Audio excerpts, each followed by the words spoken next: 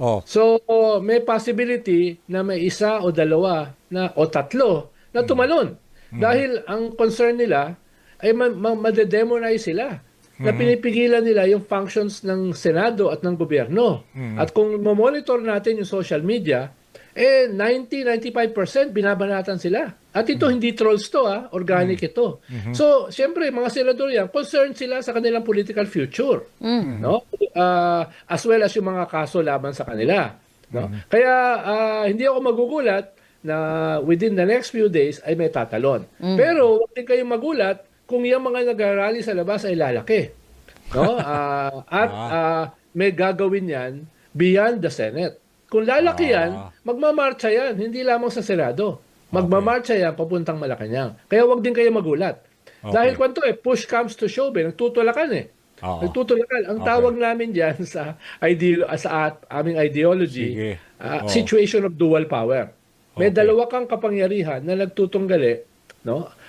Sa loob ng gobyerno at eventually isa yung dapat ma-recognize. Isa yung dapat mangibabaw. Hindi pwedeng may state ka ng dual power permanently.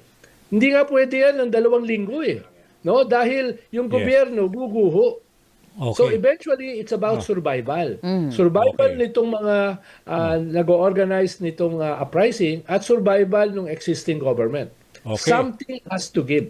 Kung lalala itong sitwasyon. Nako.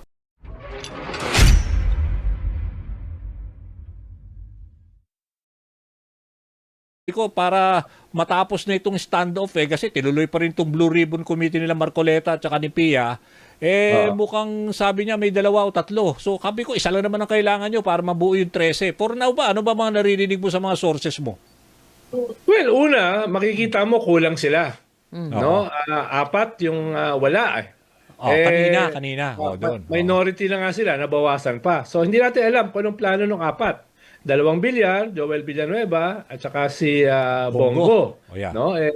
Ang problema kasi doon sa grupo nila, halos lahat may kaso. No? Halos lahat may kaso. Kaya makikita mo dito ngayon yung iba't ibang objectives.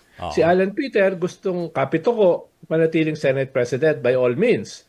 Yung mga ibang senador na kasama nila ay mapigilan yung kanilang mga kaso. No? Halimbawa, si Marcoleta, yung plunder case niya, si Joel Villanueva, etc.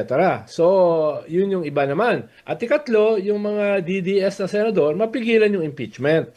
So, may iba't iba silang mga layunin. Yung iba naman, yung Senate majority led by Senator Win Gatchalian, ang habol, protect the institution. Dahil kung magkakaroon ng stalemate, katulad na nangyari nitong mga nakaraang araw, kung magkakaroon ng stalemate, hindi aandar ang gobyerno. Walang bills na maaprubahan, no? Walang appointments na maaprubahan. Even yung budget, hindi maaprubahan dahil nagsimula na yung budget season So, babara sa Senado.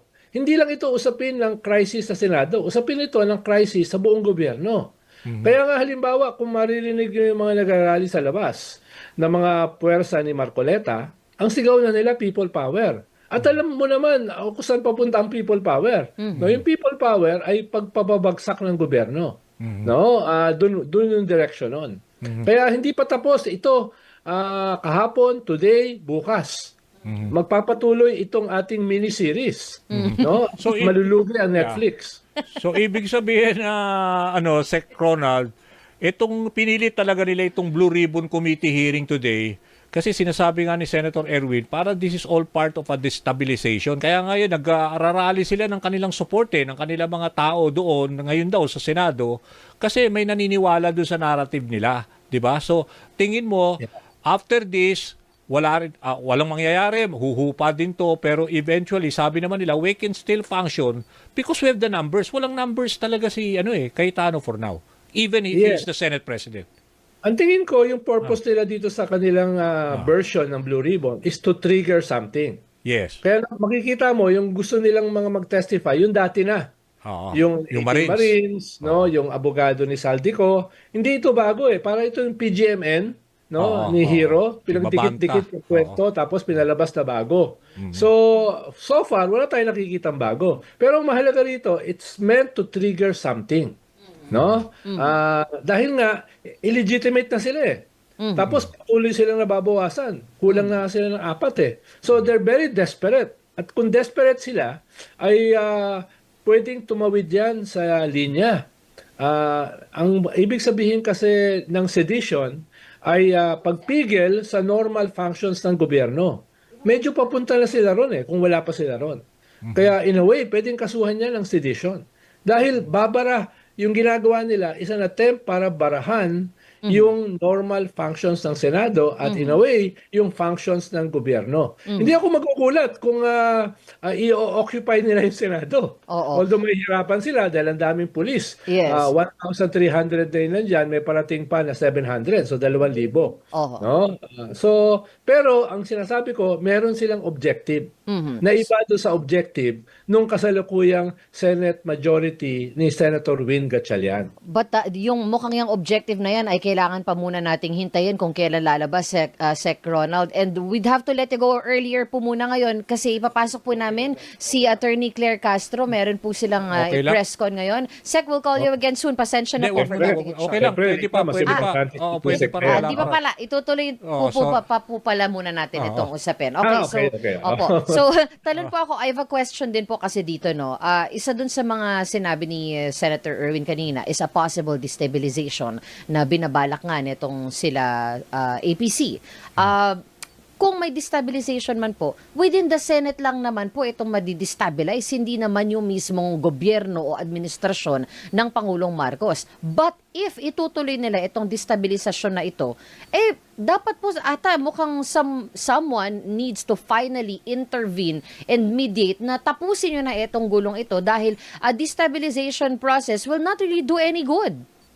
Yes, tama, Rica. Pero itong plano nilang destabilization ay hindi limited sa Senado. Aha. No? Una, hindi makikialam dyan ang Supreme Court to resolve that. It's something internal sa Senado. So, sino makikialam dyan? Yung executive. No?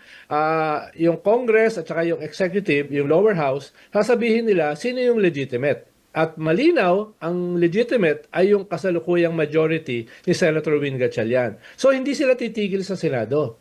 Kung magde-destabilize ka, hindi lang Senado. Dahil pag dinestabilize mo ang Senado, dinestabilize mo ang buong gobyerno. Inuulit ko, walang gagalaw. Sino mag-approve ng budget? Sino mag-approve ng BICAM, nito mga bills na priority bills? Sino mag-a-appoint sa mga nakasalang sa commission on appointments? But Wala. Sec, sabi po kasi kanina din ni Attorney Rene Sarmiento, a framer of the 1987 Constitution, na nailagay na yun na the Supreme Court can mediate if someone will file a motion. Dito nga sa motion for quo warranto para dito nga sa nangyayari sa Senado. Yes, theoretically, the Supreme Court can intervene, no? But dahil yun ang highest court Pero ang tradition ng Supreme Court ay huwag makialam sa isang co-equal branch of government. Ibig sabihin, hanggat maaari ayaw nilang makialam dahil ayaw din nila na pakialaman sila, no? So, kailangan ng talagang something extraordinary para makialam ang Supreme Court. I agree with Attorney Sarmiento na pwede theoretically makialam ang Supreme Court. Pero it will take something very extraordinary para makialam sila sa isang co-equal branch of government. No? Okay. Yun lang ang sinasabi ko. Kaya for now, ang makikialam dito is the executive. Okay, para... Makikilala nila na legitimate. Okay, sorry medyo kinakapos pero gusto ko lang kung yung ano bang latest sa Tweety Bird mo. Pwede bang may mangyari this week na mukhang meron ng lilipat? Isa, dalawa? Well, nagulat nga tayo nung tumalon si Cheese, di ba? So, may possibility na may isa o dalawa o tatlo na tumalon. Dahil ang concern nila ay madedemonize sila. Na pinipigilan nila yung functions ng Senado at ng gobyerno. At kung monitor natin yung social media, 90-95% binabanatan sila. At ito hindi trolls to, organic ito. So, siyempre, mga senador yan, concerned sila sa kanilang political future. No? As well as yung mga kaso laban sa kanila. No? Kaya, hindi ako magugulat na within the next few days ay may tatalon. Pero, huwag din kayong magulat kung yung mga nag-rally sa labas ay lalaki. No? May gagawin yan beyond the Senate. Kung lalaki yan, magmamarcha yan, hindi lamang sa Senado. Magmamarcha yan papuntang Malacanang. Kaya wag din kayo magulat. Okay. Dahil kwanto push comes to shove, nagtutulakan Oo. Nagtutulakan. Ang Okay. tawag namin diyan sa aming ideology, Sige. Oo. situation of dual power. May Okay. dalawa kang kapangyarihan na nagtutunggali, no? Sa loob ng gobyerno, at eventually Oo. isa yung dapat ma-recognize. Isa yung dapat mangibabaw. Hindi pwedeng may state ka ng dual power permanently. Hindi nga pwede yan ng 2 linggo No? Dahil yung Yes. gobyerno guguho. Okay. So eventually, it's about survival. Survival Okay. nitong mga nag-organize nitong uprising at survival ng existing government. Okay. Something has to give.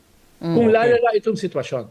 Nako, Secretary Llamas, mukhang it will be a long day. Maraming salamat sa mga Long binabahagi days. mo sa amin. Lagi ako tuloy kinakabahan sa mga binibitawan mo. This is not yet over as far as Oo. destabilization. At malamang Oo. lumaki pa lalo, Oo. no? Oo. Outside Basta the yung popcorn nyo.